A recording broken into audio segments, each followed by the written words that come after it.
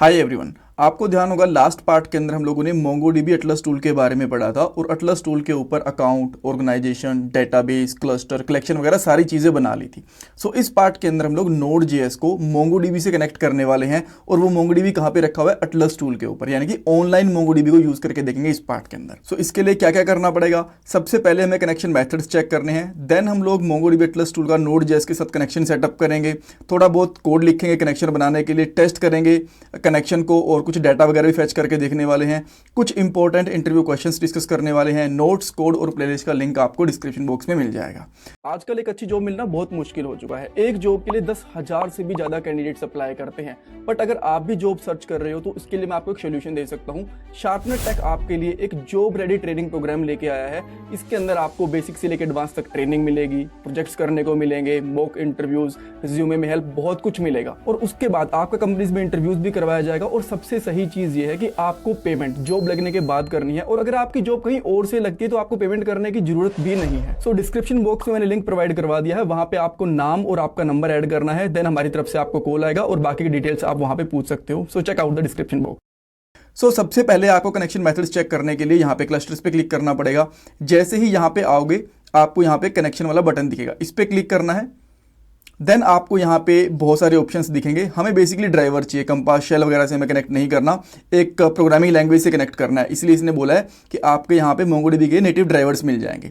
Then जैसे मैं यहाँ पे क्लिक करता हूँ तो यहाँ पे बहुत सारे ड्राइवर्स के ऑप्शन देता है, जैसे कि नोड जेएस के लिए, गो, लैंग, जावा, कोटलिन, बहुत सारी चीज़ों के लिए देता है। हमें पता है कि नोड जेएस के साथ कनेक्ट करना है और वर्जन 6.7 या फिर उससे बाद वाला कोई भी कनेक्ट करना है। और हाँ, जो लेटेस्ट वर्जन है मोंगोडीबी का वो मोंगोडीबी 8 है।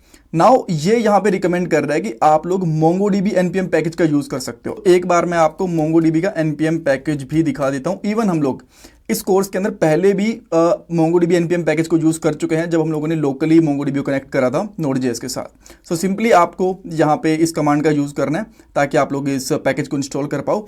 देन यहाँ पे सारी की सारी स्टेप्स वगैरह भी दिए हुए हैं, बट डोंट वरी, मैं आपको सारी की सारी चीज़ें खुद से करके दिखाऊंगा। सो अब हम लोग चलते हैं नोड जेएस के सेटअप पे। यहाँ पे टर्मिनल को ओपन करता हूँ एंड देन मैं इस कमांड को रन कर दूंगा ताकि मोंगोडीबी के एनपीएम पैकेज को इंस्टॉल कर पाऊँ। नाउ सबसे पहले आप लोग मोंगो क्लाइंट को इंपोर्ट करोगे मोंगोडीबी से। सो यहाँ पे लिखोगे import Mongo client from MongoDB. Then यहाँ पे कुछ कॉन्स्टेंट लेने पड़ेंगे, जैसे कि यूआरएल। देन उसके बाद में, अब यूआरएल में क्या आएगा मैं आपको भी बताऊँगा।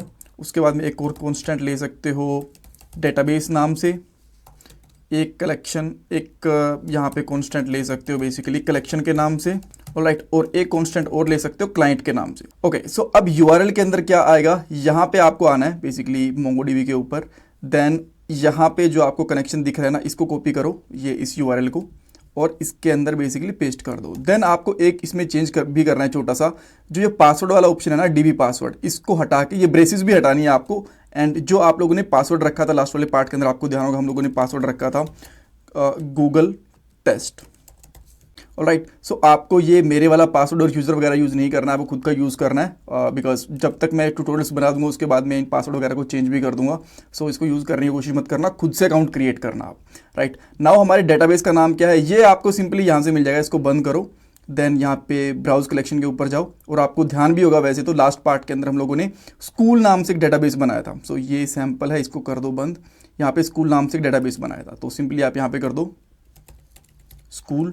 देन कलेक्शन का नाम हम लोगों ने रखा था स्टूडेंट, यहाँ पे आप देख सकते हो। सो इसका नाम यहाँ पे कर देता हूँ स्टूडेंट। देन क्लाइंट के लिए आपको यहाँ पे simply new Mongo client use करना है और इसके अंदर यूआरएल पास करना है।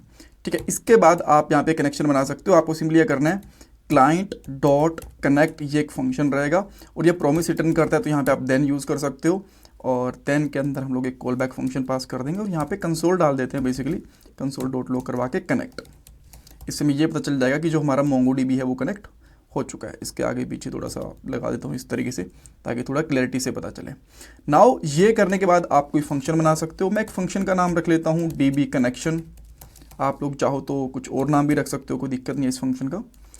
एंड इस फंक्शन को हम लोग यहाँ से कॉल करेंगे डीबी कनेक्शन को। नाउ इसके अंदर आपको आने के बाद में यहाँ पे लिखना पड़ेगा क्लाइंट डॉट डीबी, एंड इसके अंदर आपका डेटाबेस का नाम पास कर देना। और यहाँ पे कॉन्स्टेंट भी ले लो, मे बी आप इसका नाम डीबी ले सकते हो या फिर कुछ और नाम लेना चाहो तो वो भी कर सकते हो।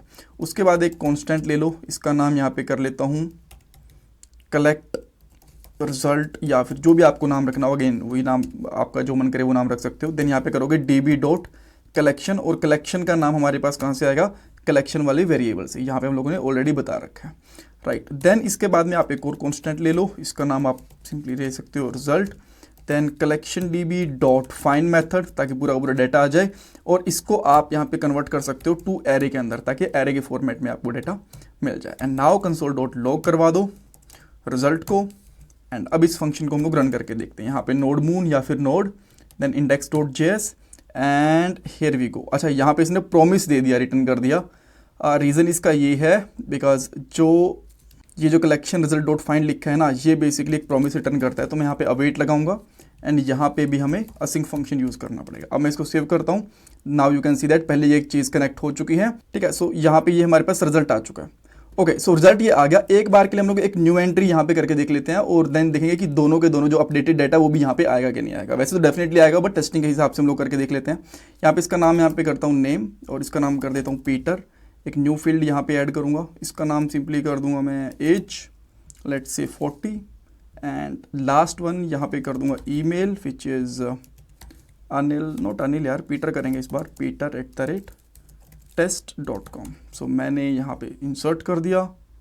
नाउ अब हमारे पास यहाँ पे दो रिजल्ट आ गए, एक अनिल वाला एक पीटर वाला, एंड यहाँ पे इसको फिर से एक बार चेक करता हूँ, रन करूँगा, एंड नाउ वी हैव यहाँ पे दो रिजल्ट्स, ठीक है। तो इस तरीके से नाउ इंटरव्यू क्वेश्चन के अंदर आपसे पूछ सकते हैं कि आप कैसे कनेक्शन बनाओगे अटलस टूल के साथ में, कैसे यहाँ पे डाटा एंटर करोगे, एंड क्या क्या चीज़ें आपको परफॉर्म करनी पड़ती हैं एक कनेक्शन बनाने के लिए एंड ऑल। सो ये बेसिक चीज़ें पूछी जा सकती हैं। और जो कोड है, द कोडिंग स्किल्स के ऊपर आपको जाना है। देन यहाँ पे कोर्सेज के ऊपर, और सारे कोर्सेज के नोट्स कोड वगैरह यहाँ पे आपको मिल जाएगा। Thank you so much for watching this part guys.